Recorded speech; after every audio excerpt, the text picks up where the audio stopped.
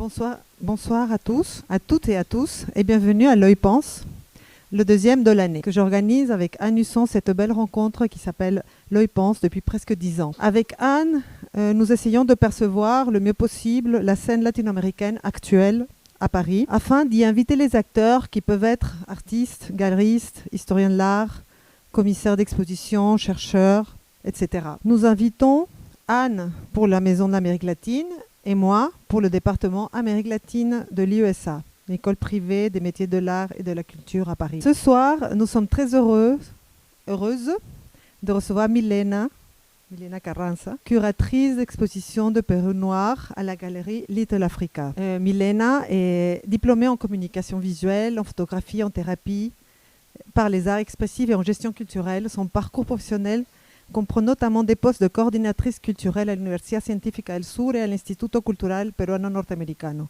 Elle a également travaillé auprès de l'UNESCO à Paris dans le cadre du programme d'Histoire générale de l'Afrique et en tant que chargée de projet à l'agence culturelle Little Africa où a lieu l'exposition. Cette exposition nous montre pour la première fois des artistes appartenant à l'art visuel contemporain afro-péruvien. Ce versant artistique, longtemps absent des récits officiels au Pérou comme à l'international. Dit comme ça, cela a l'air d'aller de soi. Néanmoins, c'est le résultat d'une longue bataille pour exister de ces artistes issus de la diaspora africaine au Pérou. Pour en parler, nous avons invité 3 de ces artistes, Joan Entes Jiménez Suero, Dede Mandros et César Octavio Santa Cruz, une venue spécialement du Pérou, l'autre des États-Unis et César Octavio de Bordeaux. Et aussi une grande amie de L'Œil Pense, enseignante au département Afrique de l'USA, Afida Gemini Di Folco, qui nous aidera à faire le pont entre l'art afro-péruvien contemporain et l'art contemporain en Afrique, dont elle est spécialiste. Merci à tous et à toutes d'être avec nous ce soir. A la Maison de l'Amérique latine que nos recibe y que confió en este proyecto junto con el IESA para dedicarnos esta edición de L'Œil Pense, que como Grecia ha explicado se realiza todos los meses acá, están invitados, dedicado al arte latinoamericano que pasa por París, artistas, exposiciones, curadores, etc. Quiero agradecer a la Embajada del Perú en Francia, especialmente por su apoyo, agradecer a la Delegación de Perú ante la UNESCO, al INTI y a la Boutique Péruvienne, que nos apoya muchísimo en general a la comunidad peruana, a la Asociación Soul Food, a la familia Santa Cruz y a Little Africa Village, que es la agencia cultural en cuya galería estamos realizando la exposición y que he confiado en ese proyecto desde hace años cuando empezábamos a hablar del mismo aquí en Francia. Yo les voy a presentar rápidamente la exposición, el proyecto en sí, y pasar por todos los artistas, son 12, entonces como son varios, no vamos a profundizar en todos. El objetivo es hacer una introducción, contextualizarlos para luego darles la palabra a los 3 artistas que están acá presentes y a la moderadora Jafida, que es especialista en arte contemporáneo africano, para que llegue a este puente, para comprender cómo el arte afroperuano contemporáneo también es arte contemporáneo de la diáspora. ¿De cuál diáspora? En Francia la palabra diáspora hace referencia a la diáspora africana aquí en Europa, ¿sí o no? Pero en el continente americano, en América, diáspora en este caso hace referencia a todos los descendientes de la diáspora forzada de la esclavización, ¿no? Entonces también está la diáspora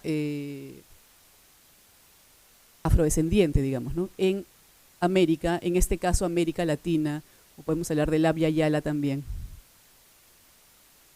¿Por qué Perú Noir? Es un mensaje directo, no intenté que fuera una metáfora, que fuera un título simbólico, era ir directo al grano.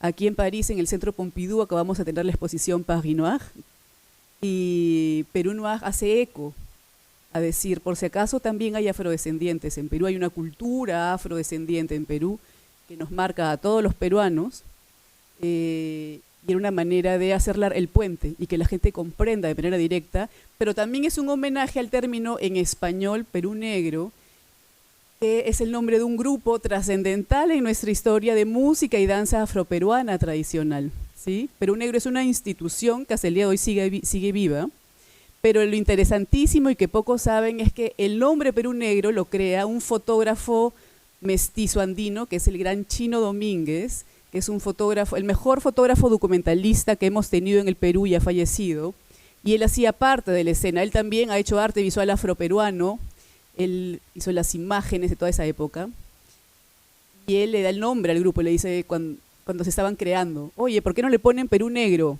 Y Perú Negro quedó.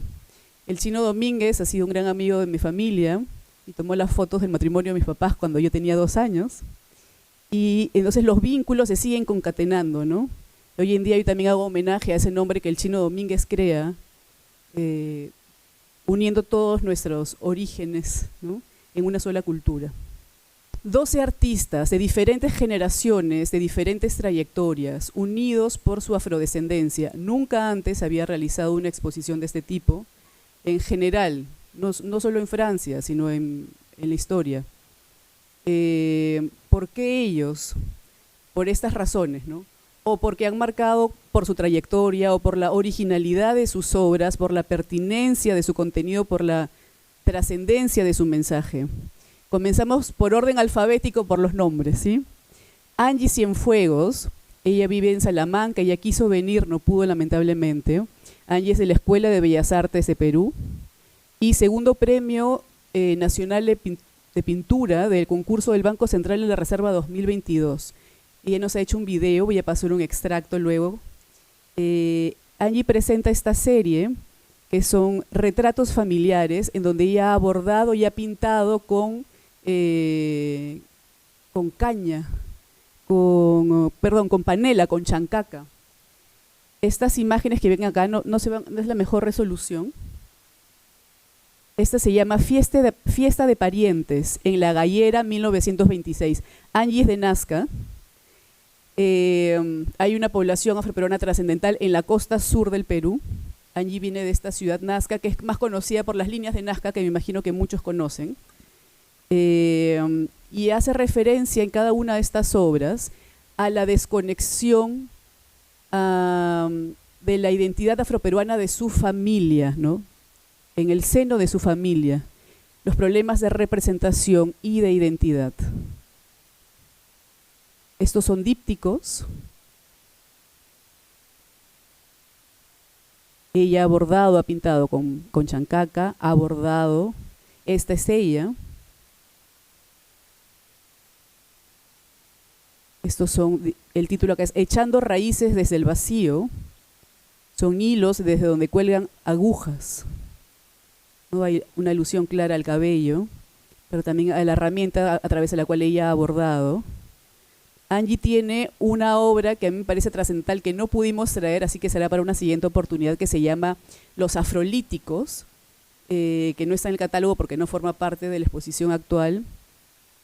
Ella ha bordado, ella ha hecho su investigación sobre cómo bordaban hace miles de años los Nazca y los Paracas, que son culturas milenarias peruanas que ya no existen, digamos, pero que son del territorio donde ella nació, y ha recreado una mitología afroperuana como si los afroperuanos también hubiesen vivido en la época de los Nazca y los Paracas, y ha tejido personajes afrolíticos, haciendo alusión a los personajes Nazca y Paracas, que eran divinidades, pescadores, etcétera. Ha creado hasta movimientos con su cuerpo sobre cómo ellos hacían ceremonias, etcétera. Y yo me comprometo a hacer una próxima exposición con esa obra, porque para mí ese es el resumen de qué es Perú Noir, ¿no? Ella ahí reivindica qué cosa, el origen también de o sea, el valor de la afrodescendencia en Perú, que muchas veces es dejada de lado por la presencia trascendental de la cultura andina y amazónica en nuestro territorio, ¿sí? En un documental muy importante que realiza el director afroperuano Fernando Espinosa, fallecido, del grupo, ya se me olvidó el grupo, Chasqui, muchas gracias. Fernando hace el documental, el quinto suyo, y con ese nombre denomina a la población afroperuana como parte también del imperio incaico, ¿no? o sea, parte también de nuestra herencia andina. Los afrodescendientes son el quinto suyo, ¿no? Para los que no conocen un poco la historia del Perú, el imperio de los incas sería llamado el Tahuantinsuyo, porque eran 4 suyos, 4 regiones, ¿no? Vamos a pasar brevemente el video de Angie, que lo tengo acá. La discriminación, algunos estereotipos, éticas sociales, peruana, contemporánea, visual, trato de señalar algunas problemáticas sociales que giran en torno a ser afrodescendiente, al ser afrodescendiente, como el racismo, la discriminación, algunos estereotipos naturalizados, ¿no? Bueno, como segunda pregunta, pues, ¿qué es lo que caracteriza la unidad de formas y discursos, ¿no? ¿Qué podría decir de ello? Bueno, mi trabajo artístico tiene que ver con las formas y el discurso, ¿no? En este caso, los medios con los que trabajo son materiales de la naturaleza. Por ejemplo, hago mis propias tintas naturales, mis propias tintas vegetales, con miel, con azúcar, con panela, y las elaboro en casa. Entonces, estas tintas pasan por un proceso químico. Entonces, esta tinta tiene un significado. La tinta de panela es amarga, es como mi sangre, ¿no? Esa es la interpretación que yo le doy. Y la tela, que es la tela de fibra natural, pues es de fibra de algodón, ¿no? También evoca mi piel, ¿no? Ese material en donde yo vuelco esta memoria. Pero ella acá describe de manera muy específica, ¿no? El tema del simbolismo de los materiales que les acabo de explicar. Sigo con aquí. Segundo artista, Carlos Alberto Ostolaza Ramírez, a quien le voy a dedicar esta charla, este conversatorio esta noche. Carlos Alberto Ostolaza ha sido el esposo de mi madre durante 30 años y falleció hace un mes. Y curiosamente es un pintor afroperuano, que ha marcado mi historia también, pero nunca había hecho el nexo, o sea, directo, como de mi Pascuj, ¿no? Porque él no es como que su obra no es solo sobre el tema afroperuano, su obra es complejísima y tiene 1000 tipos de cosas, de formatos, de conceptos. Pero en esta me fascina, es una foto que yo le tomé en una inauguración hace años en Lima. Ese es un autorretrato de él.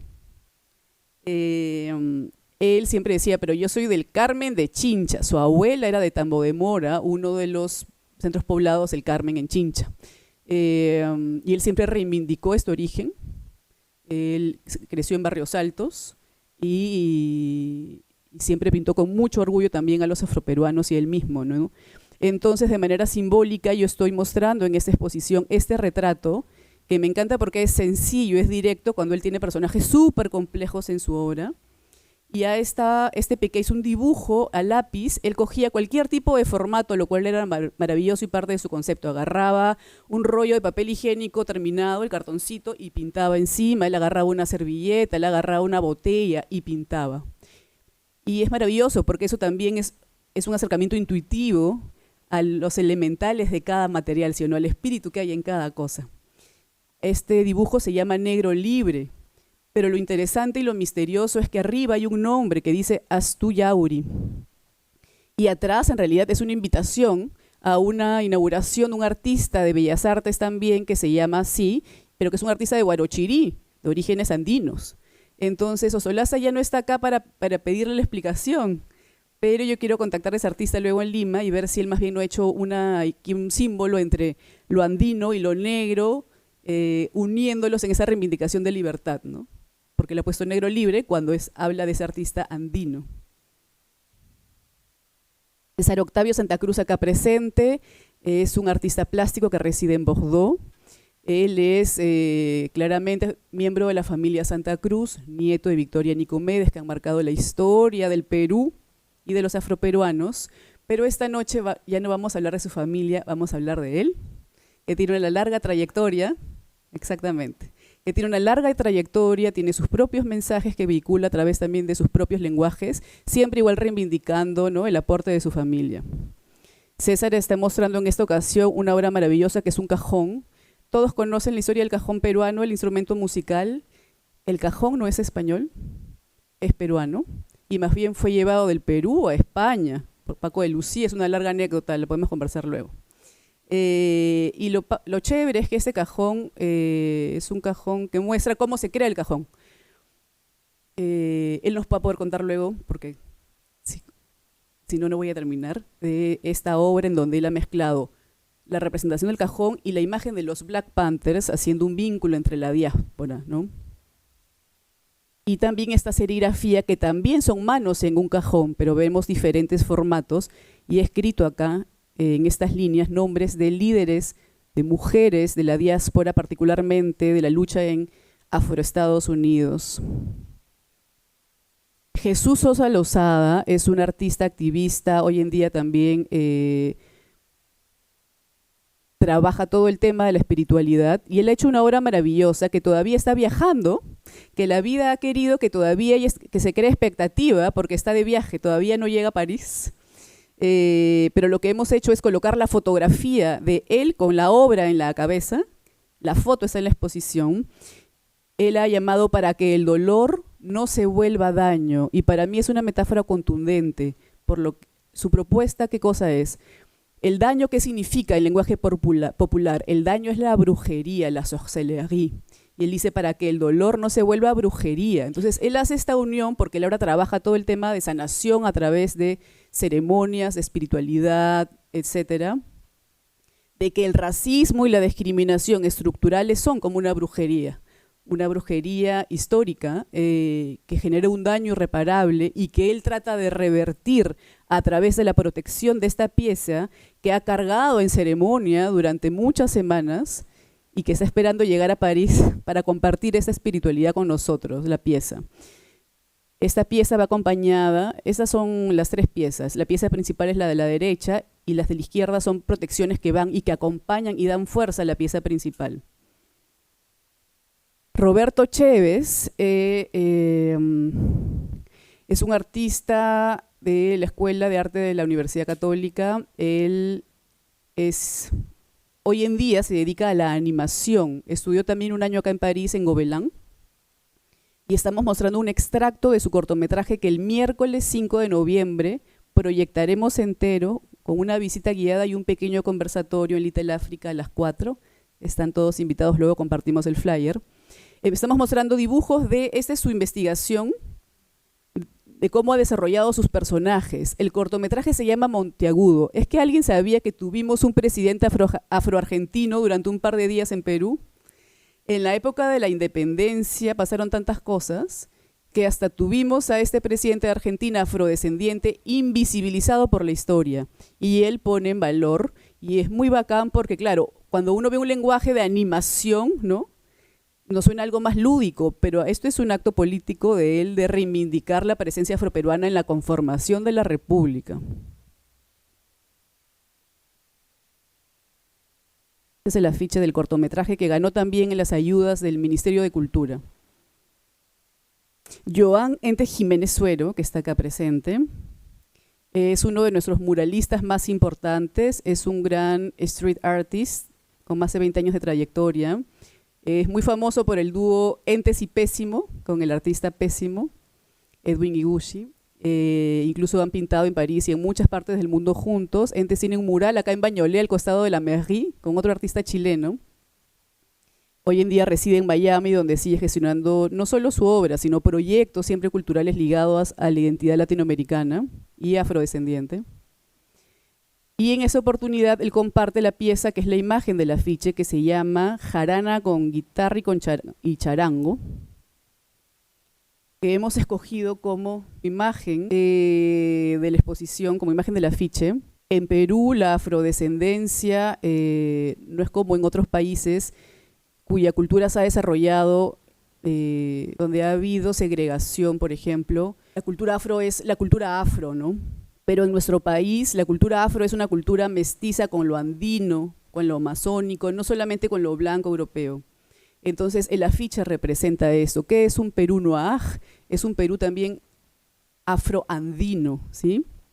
Y para mí, además, el otro mensaje es lo afro, ¿no?, encarnado en este hombre, haciéndole un homenaje a lo andino a través de esta mujer, cosa que me parece bellísima, trascendental, sagrada, etcétera, porque la mujer andina, lo andino en general es tan discriminado como lo afrodescendiente, pero la mujer andina en particular, y lamentablemente por herencia colonial, lo afro y lo andino siempre se han confrontado, ¿no?, porque fue una estrategia para mantenernos separados y no rebelarnos.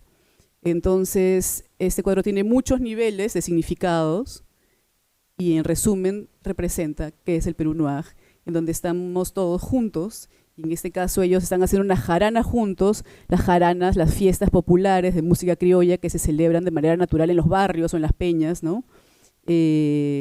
Porque somos vecinos, porque vivimos todos juntos en los mismos espacios, etc.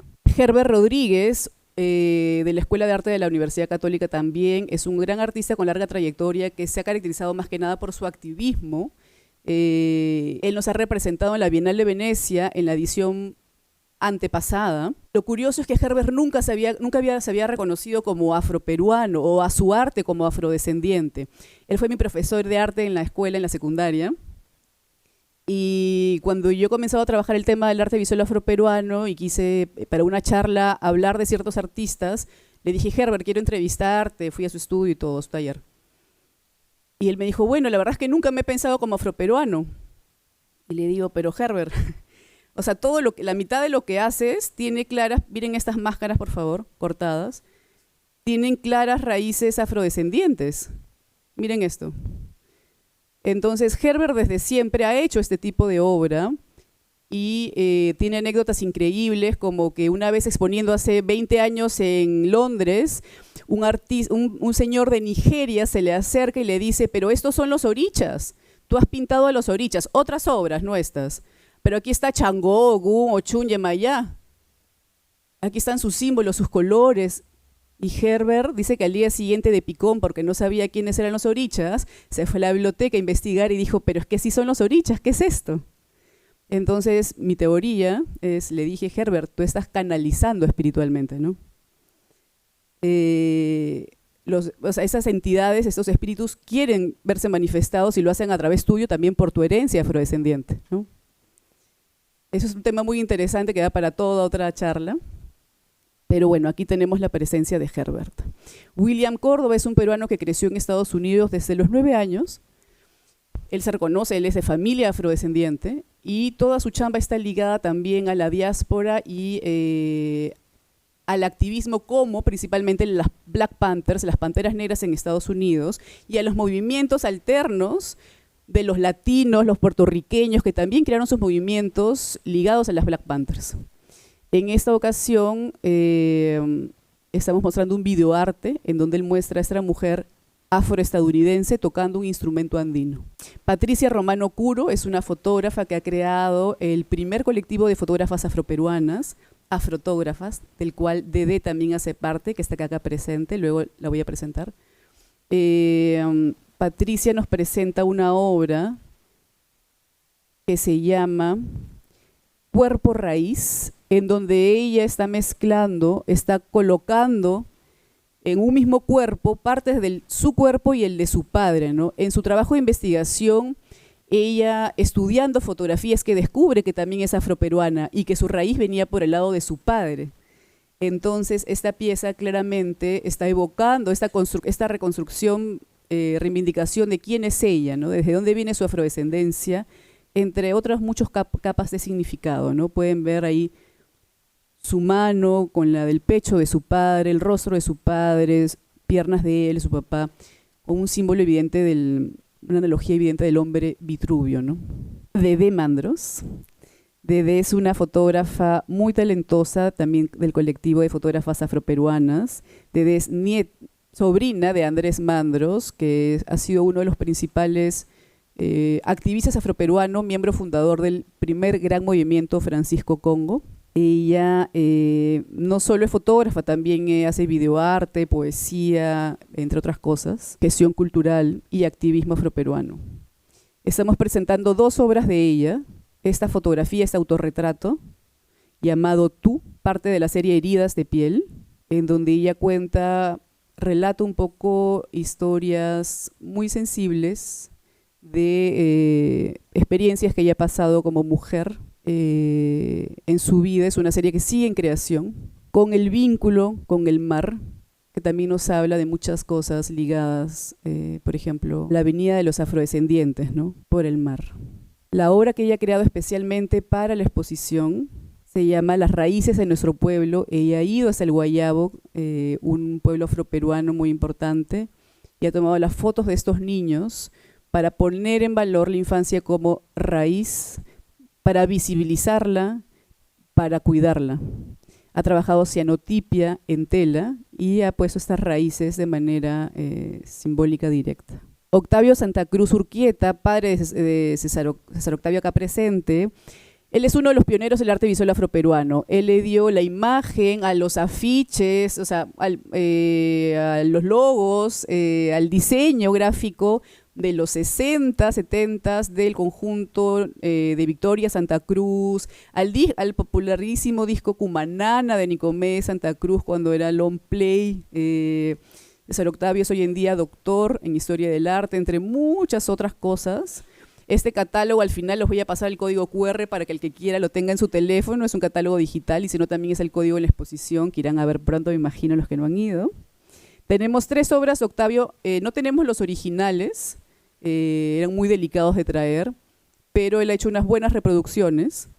Tenemos este abstracto también del hombre Vitruvio, como la de fotografías de Patricia, El hombre de Da Vinci. Tenemos esta pintura que se llama Muerte en el ring, y esta otra, Barrer la injusticia y la guerra, que él crea para la presentación para las Olimpiadas del 68, para la presentación de Victoria Santa Cruz. Pueden ver acá elementos como el cajón, como el rosario, la escoba. Amador Chevo Bayumbrosio, popularmente conocido como músico de la familia Bayumbrosio, que no necesita mucha presentación, cuyo padre es Amador Bayumbrosio, también una de las figuras emblemáticas de la cultura afroperuana del Carmen de Chincha del Campo.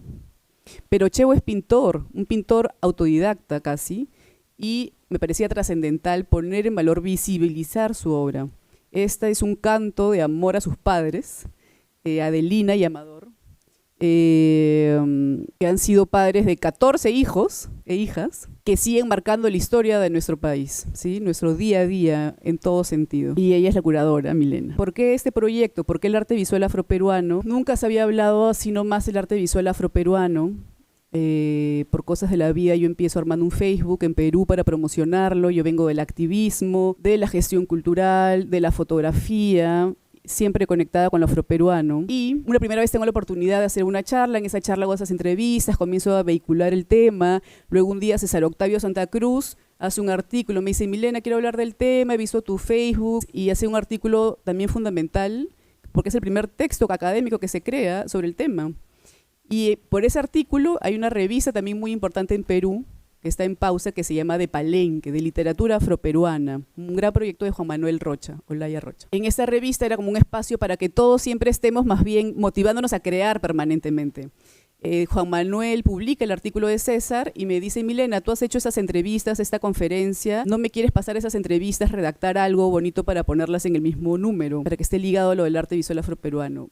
No tuve tiempo, pero como 2 ediciones después hice el artículo e hice yo como una respuesta, ¿no?, a lo que escribe César, en donde digo, claro, sí hay arte visual afroperuano, y cojo una frase de un testimonio de Carlos Alberto Ostolaza, el pintor que les mostré, que me dice: ¿qué es el arte? El arte es nacer sin pensar. Y ahí también hago mi propuesta de cómo en realidad el arte visual afroperuano, no solo el contemporáneo, pero empieza con un acto fundacional que así nomás no nos ponemos a pensar. Que justo estamos en octubre, mes del Señor de los Milagros. El Señor de los Milagros cuenta la historia, para los que nos conocen, es un Cristo que fue pintado por un esclavizado angoleño hace cientos de años atrás, 1700 y algo. Hubo un terremoto, todo se derrumba menos esta imagen. Y así se vuelve famosa. Ahí está, César la tiene en un libro. Luego esta imagen sigue, cobra su propia vida. En Lima empiezan a adorarla, empiezan en las cofradías a adorar al Señor de los Milagros, principalmente la población afroperuana, pero también la andina, porque hilan la fe del Señor de los Milagros con el Señor de Pachacamilla, o el Señor de los Temblores de raíces andinas. El Señor de los Milagros sale en procesión todos los octubres. Es la procesión más numerosa del mundo en el extranjero. Nuestro Señor de los Milagros es el que tiene, o sea, donde hay un peruano, se crea una procesión, donde hay comunidad peruana en el mundo, donde hay migrantes peruanos, sacan al Señor de los Milagros en procesión. Incluso, ahora que ya se arregló la iglesia, va a salir de Notre Dame el 25, la próxima semana. El Señor de los Milagros sale de la iglesia de Notre Dame en procesión.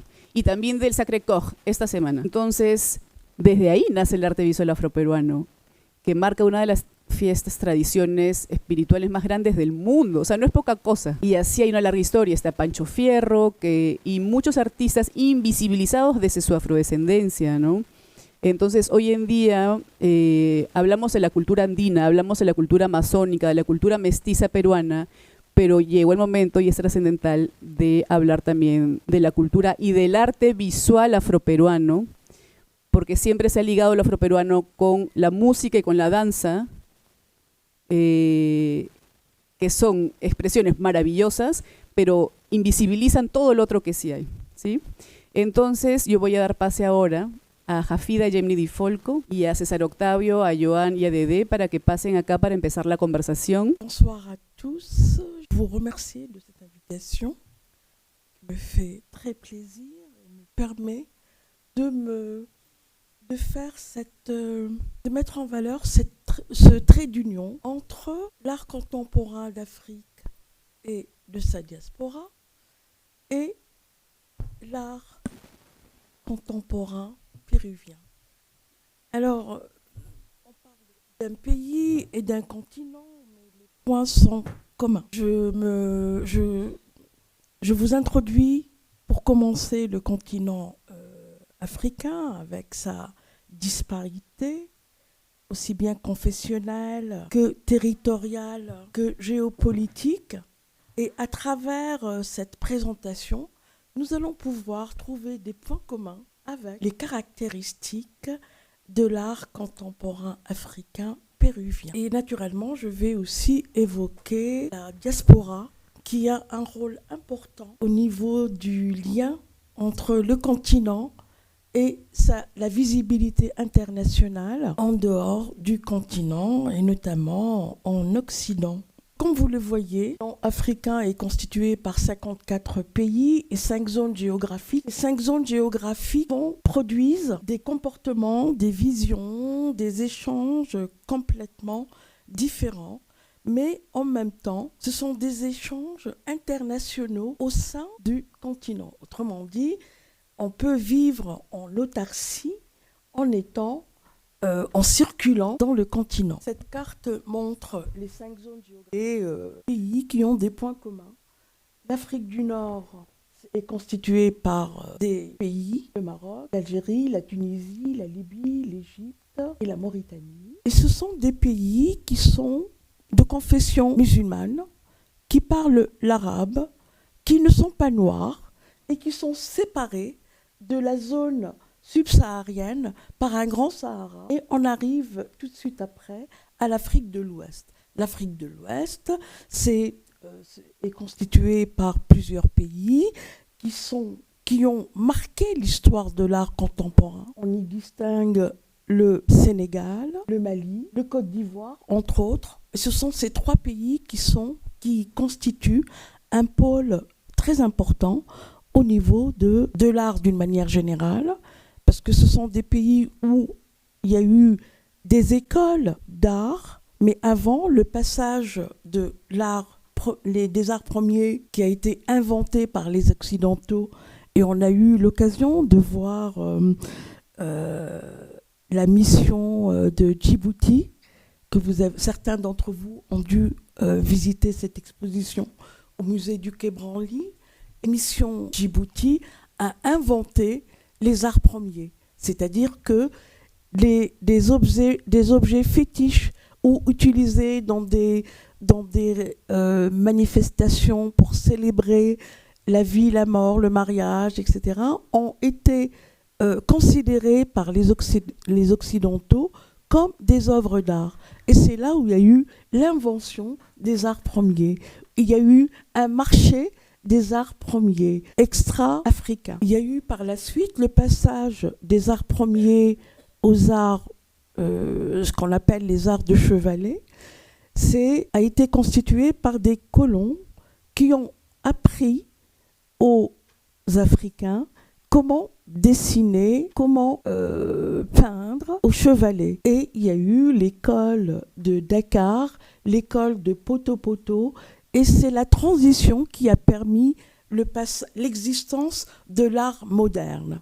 Par la suite, il y a eu l'existence depuis les années... après, juste dans les années 80, parce que pendant la période de la décolonisation, dans les années 60, il y a eu toute une période d'art moderne où l'école de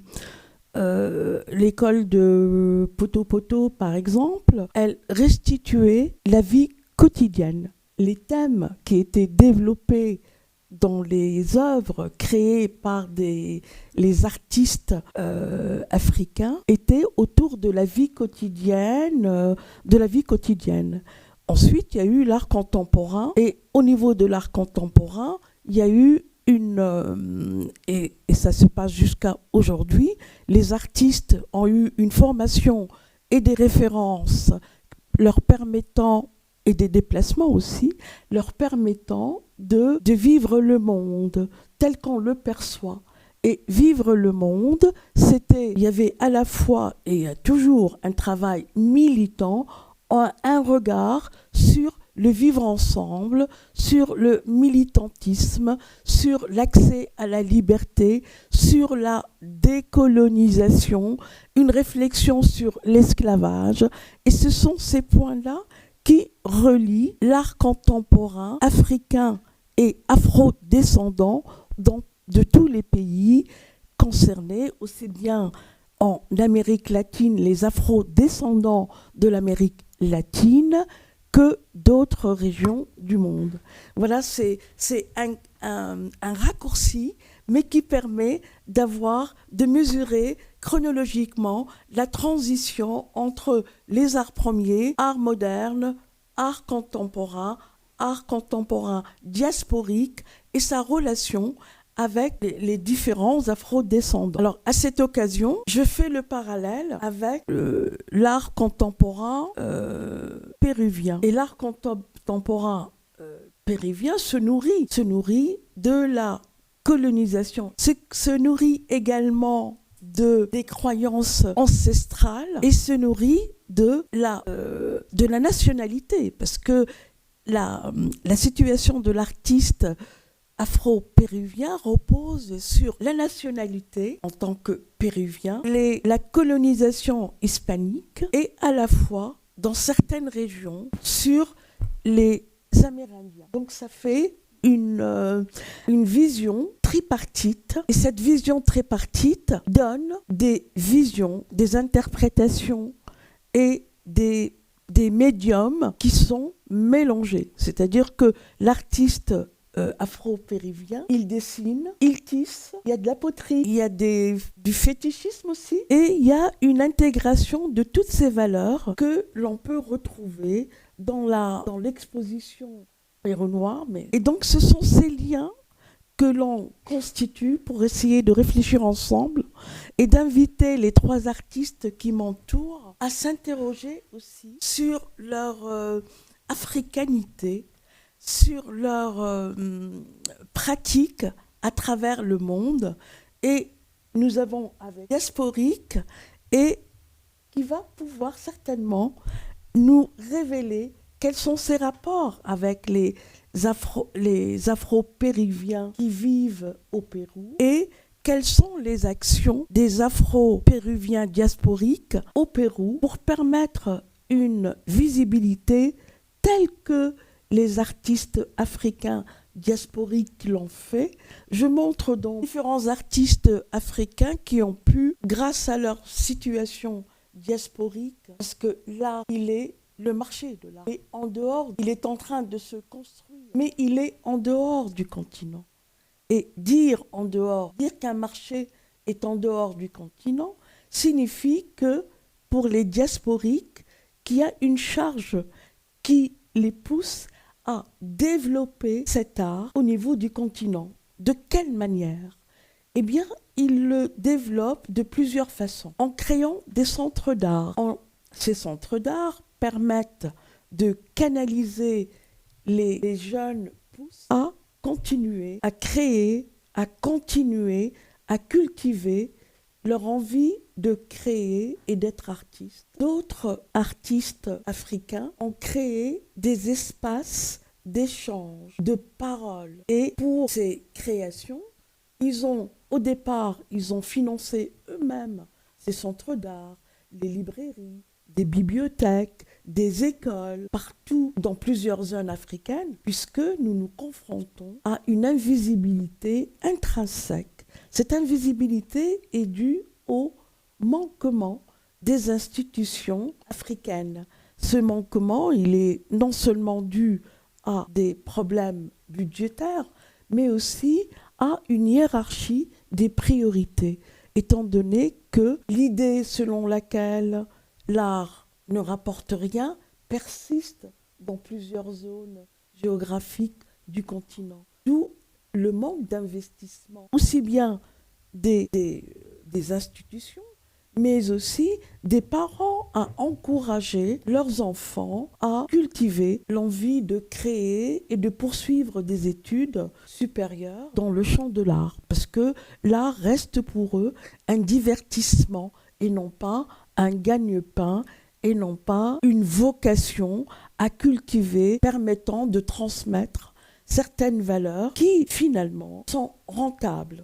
Quand on s'intéresse au coût, à la rentabilité du marché de l'art, le marché de l'art, il permet de vivre, il permet aux artistes de vivre, aux métiers des professionnels autour des artistes de vivre, l'éducation aussi, et donc c'est quelque chose qui nécessite d'être pris en compte par les institutions pour permettre une créativité au sein même du pays et ramener l'art contemporain d'Afrique en Afrique. Ce sont des projets, il y a plusieurs projets qui sont en cours, mais ça reste insuffisant. J'ai établi un certain nombre de questions, j'avais pris connaissance, qui vont nous permettre la première question à laquelle la première artiste a déjà... Alors je voulais vous demander à vous trois, je vous ai envoyé les questions, quel est votre rapport à l'art contemporain d'Afrique et de sa diaspora? Et diriez-vous que cet art se caractérise par une unité formelle et un discours qui conforme au vôtre? Bueno, yo respondo en mi caso, ¿ok?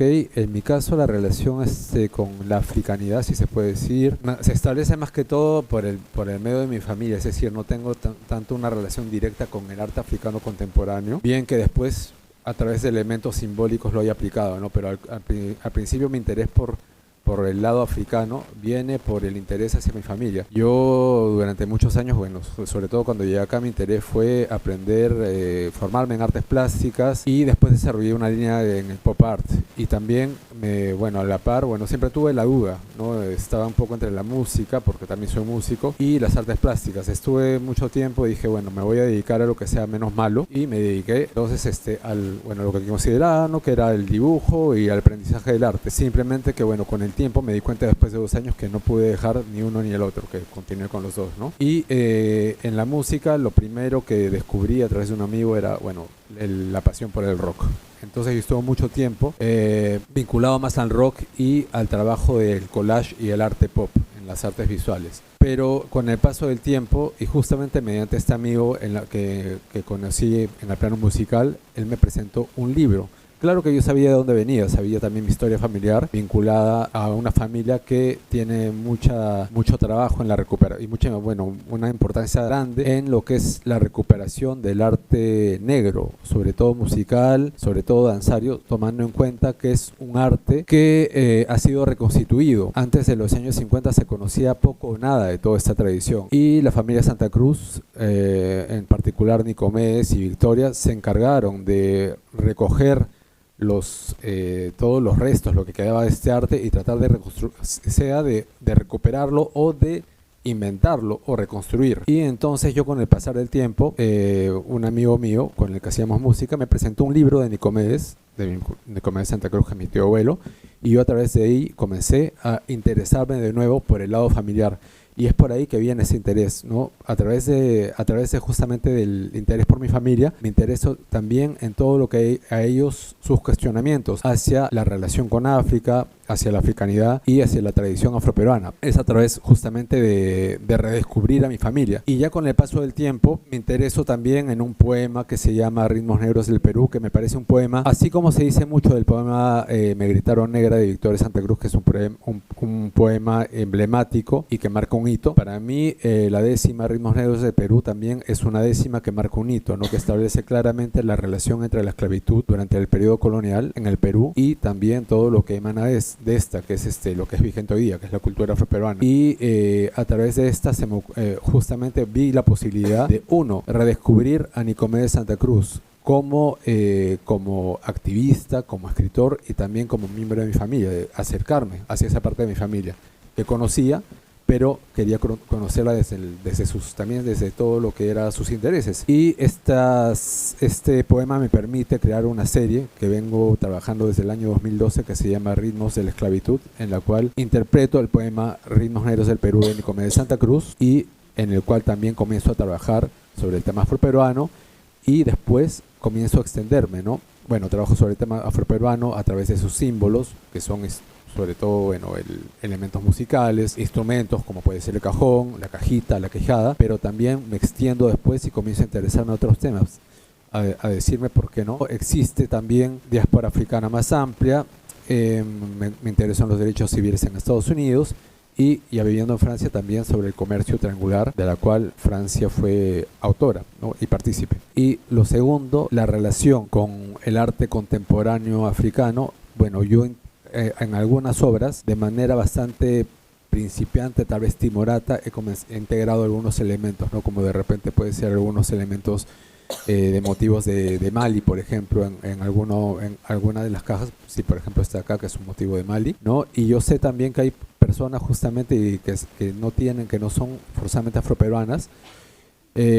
pero que también se interesan por el arte visual afroperuano, que ellas con más éxito han integrado, me parece, a mi gusto, como son las hermanas Cheval, que a lo mejor acá Maud que está presente, las conoce, claro, les Cheval, sí, y que bueno, que tienen un trabajo muy interesante, porque ellas han estado en Perú y tienen un trabajo muy interesante, una serie sobre arte afroperuano, y ellas, por ejemplo, hacen la asociación entre temas afroperuanos y wax, que son elementos de tejidos contemporáneos que se ven hoy día, ¿no? Y inclusive hay muchos músicos hoy día en Perú que utilizan esto, bueno, ahora es muy común que se vistan con esta indumentaria y que porten estos elementos simbólicos en ellos, ¿no? Y bueno, básicamente esta es la relación que podría establecer con el arte afroperuano, con el arte africano. Monard est militant, oui, dans la mesure, en fait, mais moi, mon militantisme, ça passe pas tellement par le côté militant afro-péruvien, c'est plus pour revendiquer par l'existence d'un art afro-péruvien, et notamment l'existence d'un art visuel afro-péruvien qui est peu visibilisé de nos jours, qui est peu connu. Et notamment ici en France, le côté politique, c'est plus pour la reconnaissance d'une culture afro-péruvienne et d'un art afro-péruvien dans l'identité péruvienne. Parce qu'il y a une résistance, quand même, il me semble, en fait, par rapport, ici en France, de reconnaître une identité qui peut être liée aussi aux cultures afro-péruviennes. Au Pérou, il y a des choses qui sont en train d'être faites, justement, pour la visibilité, heureusement pour la visibilité, notamment à l'Assemblée, l'équivalent de l'Assemblée nationale, qu'on appelle ça le Congreso de la República. Il y a une antenne qui est dédiée, justement, à toutes les affaires afro-péruviennes. Notamment, il y a quelques années, ils ont créé un musée afro-péruvien, un musée qui fonctionne relativement mal, à mon sens, mais bon, ça existe, voilà. Enfin, la structure, elle existe là, elle est établie.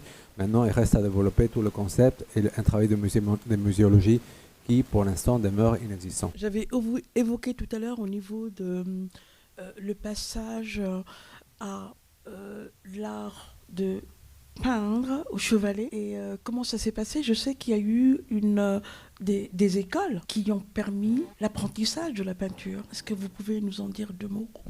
Je peux parler, heureusement que je suis chercheur, sinon je ne pourrais pas parler de ça. Je l'avais mis Oui, quand on est artiste, on n'a pas forcément ces informations-là, mais bon, comme l'art visuel afro-péruvien m'intéresse notamment, et comme ces thématiques-là m'intéressent en tant que chercheur, je suis aussi docteur en art, heureusement. Voilà, je tiens à préciser. Donc, oui, en effet, il y a eu des afrodescendants, enfin des descendants d'esclaves, qui étaient formés par des maîtres européens. Voilà, ils étaient formés par des maîtres européens avant l'apparition d'une première école d'art qui devient après l'école des beaux-arts à Lima. Mais ce qui s'est passé en fait, c'est que les esclaves, quand ils ont été libérés, avec eux, en fait, surtout, ce qu'ils avaient, c'était beaucoup de traditions liées plutôt à la musique, à la gastronomie. Mais tout ce qui était lié à la peinture, il fallait vraiment y connaître. C'est-à-dire, si on ne se formait pas à l'école, c'était compliqué. Et ce qui était le cas des afrodescendants, c'est-à-dire que les afrodescendants, enfin, donc la première théorie que j'établis, c'est une thèse de Maribel Arrelucea, qui est une historienne péruvienne. Et après, à partir de là, moi, j'établis une hypothèse que c'est justement en fait parce que ces afrodescendants, ils n'avaient pas forcément accès à la culture, notamment à la formation artistique dans les écoles, que peut-être qu'il n'y a pas eu un art visuel afro-péruvien cohérent, en fait, qui s'est maintenu dans le temps et sur la durée. Yo siento que igual, por lo que yo entiendo, que igual consumo mucho más arte africano desde la descendencia que hay en Europa y algunos artistas africanos. Creo que hay una conexión de resistencia, ¿no? El arte africano como que trata mucho de identidad desde un pasado de países colonizados, ¿no? En el caso de lo que es Latinoamérica, nuestro arte está más ligado a la identidad de nuestra propia cultura a partir de que las personas fueron esclavizadas y llevadas hacia África, y ahora como hay un mayor entendimiento de la negritud en Latinoamérica, o sea, el término afrolatino en realidad es bastante nuevo, ¿no? O sea, se ha usado que en los últimos tal vez 10 años en ciertos como grupos de gente afrodescendiente, pero en verdad es un término relativamente nuevo porque muchas personas pues no sabían que había negritud en Latinoamérica, no percibían que había negritud, o tal vez pensaban que en los países donde había negritud era en Brasil. Algunos conocían la situación de Colombia. De hecho, Colombia y Brasil son 2 países que tienen una de las mayores comunidades de la diáspora africana fuera de lo que es África, una de las mayores diásporas africanas. En el caso de Perú, por ejemplo, tenemos un porcentaje de 3 a 5%, en México hay un 1%, y así en toda la América Latina, ¿no? En Argentina también hay negritud, en Chile también hay negritud, por mucho que se ha tratado de abordarle la historia, ¿no? Entonces creo que cuando hablamos del arte africano y del arte afrolatino, hablamos de una idea de resistencia y de reivindicación de nuestras identidades a partir de haber sido ya sea países donde se ha llevado población negra hacia esos espacios, o sea como reivindicación a partir de los rezagos que ha dejado la colonización. Lo siento, gracias. Tenemos pasados similares igual. África, muchos países han sido colonizados ya sea por Francia, Bélgica, Inglaterra. En el caso de América Latina, nosotros tenemos el pasado de los portugueses y los españoles, ¿no? A diferencia de Estados Unidos, que como dijo Milena al inicio, ha habido una idea de segregación de la comunidad negra, a una imposibilidad de la comunidad negra de hacer mixtura con la comunidad blanca hasta el siglo pasado, por las Jim Crows y muchas cosas que sucedían en los Estados Unidos. La situación con América Latina fue diferente. Entonces ha habido el arte de América Latina busca más como entender las raíces de dónde vienen, ¿no? Muchas personas, como que lamentablemente la situación del mundo es que la comunidad en América Latina, que es 25% afrodescendiente, muchas veces no tiene acceso a las cosas básicas como son temas de salud y temas de educación, ¿no? Entonces, volver a recorrer tus rastros hacia atrás para entender de dónde viene tu negritud, ya sea de países como Congo, Nigeria, Togo, o sea, diferentes países, es más difícil para personas latinas porque nos es difícil por el acceso que podemos tener a las posibilidades de hacer un rastreo hacia atrás, ¿no? Esa es como nuestra diferencia. Entonces, nuestro arte va más a entender las raíces africanas que hay dentro del país, donde es nuestro origen, ¿no?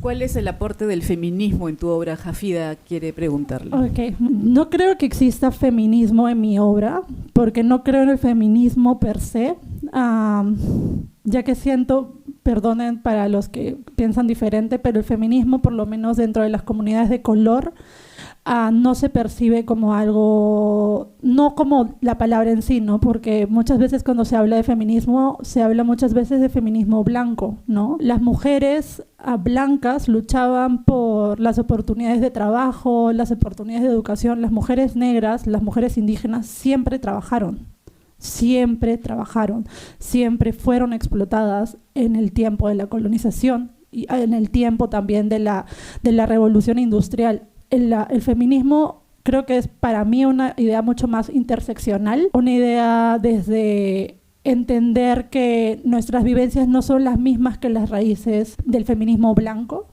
pero sí hay una idea de feminismo, si lo tomamos de esa manera general, ¿no? Una de mis obras, que es Heridas de piel, habla sobre, es un poema visual, de hecho una de las fotos es como una de las fotos que está dentro de la muestra de Little Africa Village, es de Heridas de piel, y esta foto es parte de una serie de un poema visual que trata sobre la violencia sexual y de género que vivimos las mujeres en América Latina, ¿no? Especialmente en la zona de Perú, que es uno de los países con más violencia contra la mujer en América Latina, ¿no? O sea, como influencia de una manera, tal vez no como el concepto en sí para mí, porque como digo, para mí la idea del feminismo es más interseccional, más desde luchas personales de mi propia comunidad, ya sea la comunidad negra, queer o diferentes comunidades, porque creo que es una forma más interseccional como yo la veo. Bueno, mi trabajo sí está basado en ciertos artistas africanos, o tengo relación con ellos, debido a que mi trabajo de investigación en la escuela siempre fue ¿por qué no visibilizan a los artistas africanos en cualquier parte del mundo, ¿no? Entonces yo hice una propia investigación desde que existe el internet podías ingresar artistas africanos en Google y buscarlos. Entonces encontré a Ibrahim Mahama, sí, no sé cómo se pronuncia, Amoako Oafo, también están Yinka Shonibare. Pinto graffiti hace 27 años y debido a eso pude viajar a muchos países, dentro de ellos Estados Unidos, y aprovechaba mucho visitar los museos, y cuando vine a Europa en el 2010 también, entonces de una u otra forma tuve un poco más de acceso a ese conocimiento de los artistas africanos, y bueno, me gusta mucho el tema, entonces mi trabajo sí está relacionado completamente a los artistas africanos, y de hecho los artistas negros mundialmente, no solo africanos, sino también de Estados Unidos, también europeos, también latinoamericanos, que hay muchísimos también. De hecho, cuando tuve la oportunidad en el 2015 de visitar Sao Paulo, lo primero que hice fue ir al Museo Afro de Sao Paulo. Entonces, creo que ahí me relacioné más con el conocimiento que tiene que ver en relación a mi trabajo con lo que es el arte afro mundial, ¿no? Quel est votre regard sur l'afro-appartenance au Pérou en tant que plasticien contemporain dans un monde globalisé? ¿Cuál es su mirada sobre la afroperuanidad en el Perú como artistas plásticos contemporáneos en un mundo globalizado? Está evolucionando porque hay otros grupos que están todavía menos visibilizados, que se están conformando grupos felizmente, hay grupos activistas que se conforman. Bueno, en el plano también hay grupúsculos, ¿no? También en el plano musical, por ejemplo, yo veo mucho que también hay grupos que se están estableciendo, hay grupos de investigación, por ejemplo, en la política también, a nivel universitario, por ejemplo, perdón, voy a hablar más lento. Cheche Campos, por ejemplo, es un hombre universitario, profesor de la Universidad de La Cantuta. Él fue uno de los pioneros justamente en todo lo que es activismo político y está teniendo más presencia. Ahora la cuestión es también preguntarse, es el caso de otros grupos en Perú, como es el grupo, por ejemplo, de las personas andinas, de las personas amazónicas. Creo que, por ejemplo, por ahí también hay un trabajo que hacer. Creo que la afroperuanidad es algo que recién se está dando a conocer más, ya que de por sí, como dije hace un rato, el porcentaje de población negra en Perú no es tan grande como lo es en Brasil o en Colombia o en Ecuador, ¿no? Creo que la gente... igual entre afrolatinos, como hay un mayor entendimiento como del conocimiento, entonces entre nosotros es más fácil, pero como a nivel global creo que es algo que recién se está dando a conocer. Respecto a cómo va la aceptación del peruano regular hacia el arte afro, pues hay aceptación. Está claro porque tenemos piezas de Pancho Fierro en los museos, tenemos piezas de Herbert Rodríguez, de William Córdoba y de hecho piezas mías que están entrando a subastas, están entrando a exposiciones en instituciones en nuestro país. Hay una aceptación, siento que se está abriendo una gran puerta y va a haber mucho más facilidades de que las personas vean los ejemplos de las otras personas que están caminando hacia adelante para que puedan seguir ese camino. Tenemos piezas de Herbert Rodríguez, el artista de los tótem, las máscaras cortadas, en el Centro Pompidou, en la colección del Centro Pompidou. Es el único artista peruano que forma parte de esa colección, también del Museo Reina Sofía en España. Peut-on évoquer une fusion d'influences africaines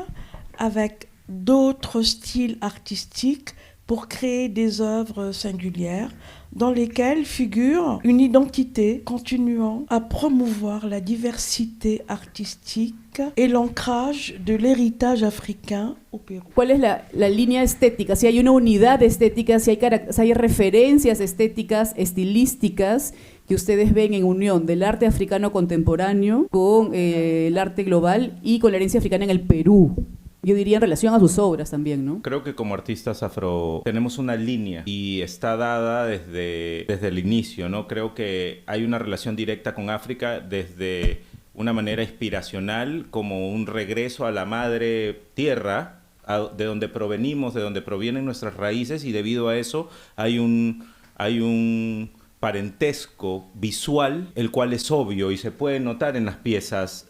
Hay una comunicación debido a que de una u otra manera tenemos rasgos parecidos. Entonces las personas que estamos pintando o fotografiando personas que somos de color, pues sí hay una gráfica que está bastante alineada. De hecho, utilizar los mismos medios que se están utilizando contemporáneamente hablando nos permiten crear ese lazo eterno con el arte contemporáneo africano. Creo que hay una relación a nivel de materiales, de texturas y también de un sentido de denuncia. De hecho, eso lo podemos ver sobre todo mucho desde la música, de hecho, ¿no? Como el tema de la percusión y de todo se ve como a lo largo del continente africano y también se ve a lo largo de lo que es la música afrodescendiente dentro de América Latina, ¿no? Entonces en el tema del arte yo siento que hay mucho tema de, como dijo Joan, como que hay mucho tema de espiritualidad, hay mucho tema de uso de materiales que son muchas veces más rústicos, texturas y también una línea común de denuncia, ¿no? De denuncia que parte de la identidad, de la reivindicación de la identidad que muchas veces ha querido ser borrada de los medios del arte contemporáneo, ¿no? Simplemente quería recalcar citando unas preguntas que yo hice justamente en el artículo de que habló Milena, ¿no? Porque yo introducía el artículo que presenté sobre arte visual afroperuano preguntándome, ¿no? ¿Existe un arte visual afroperuano? Es decir, un arte que de repente pueda tener vínculo con el arte africano, o un arte que pueda tener vínculo, por ejemplo, con algo como fue el arte negro acá en Francia. Y bueno, en esas investigaciones, en eso sigo buscando, y que de repente sí, obviamente que desde muchos aspectos, ¿no? Por ejemplo, en mi caso, yo me intereso de repente más en la temática, ¿no? Como puede ser la cultura afroperuana en sí, a través de sus tradiciones musicales, en la diáspora africana, en cosas que tengan que ver con mi país, en el país que me acoge, Francia, como es la temática del comercio triangular.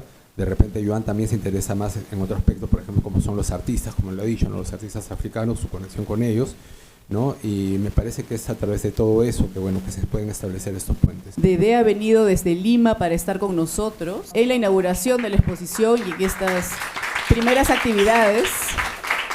Hemos tenido un conversatorio en Little Africa, en la Côte d'Or, en el lugar de la exposición el sábado. Ayer hemos tenido un taller de serigrafía dado por César para los chicos de la asociación Soul Food. Hoy día en la Maison de l'Amérique Latine. Agradecer a Joan, que ha venido desde Miami también para estar con nosotros. Y a César, que ha venido desde Bordeaux. Sí, remercier profondément a Afida.